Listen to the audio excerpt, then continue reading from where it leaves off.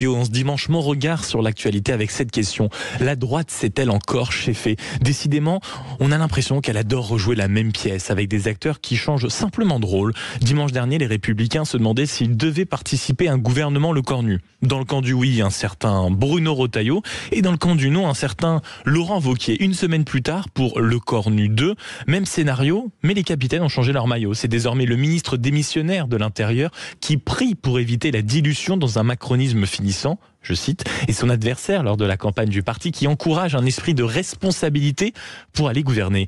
Hier, une énième réunion devait trancher le sort du parti de la droite et c'est l'option de l'absence de participation au gouvernement qui l'a emporté, mais non sans désordre. Le vote s'est tenu alors que plusieurs personnalités quittaient l'instant du vote pour manifester leur désaccord et ces tensions étaient prévisibles, surtout du côté des députés.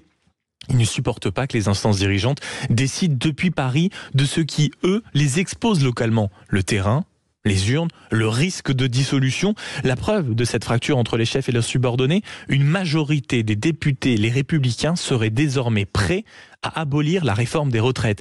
Quand les grands noms, eux, qualifient de folie un tel positionnement. Alors, autre question. Demain, si le gouvernement, le corps nu 2, débauche à l'Assemblée nationale parmi les quelques députés ambitieux et macro-compatibles, qu'est-ce qui se passe? C'est une hypothèse crédible, par exemple, quand on voit notamment le visage chaleureux de Vincent Jeanbrun, député de la 7e circonscription du Val-de-Marne, porte-parole de la campagne de Laurent Wauquiez, et présent, tout sourire, hier, lors de la première visite du Premier ministre Sébastien Lecornu dans un commissariat. Que fera à ce moment-là la direction du parti? Dans cette séquence également, tout rappelle les vieilles gloires de la droite et leur guerre incestine. Balladur contre Chirac, Copé contre Fillon. Et aujourd'hui, cette même question quand même qui revient. Qui dirige encore les Républicains? Pour tenir, Bruno Retailleau mise sur les militants. Une consultation électronique doit valider la position du bureau politique dans les jours à venir. Et autour de lui, on veut croire que la crise peut être salutaire.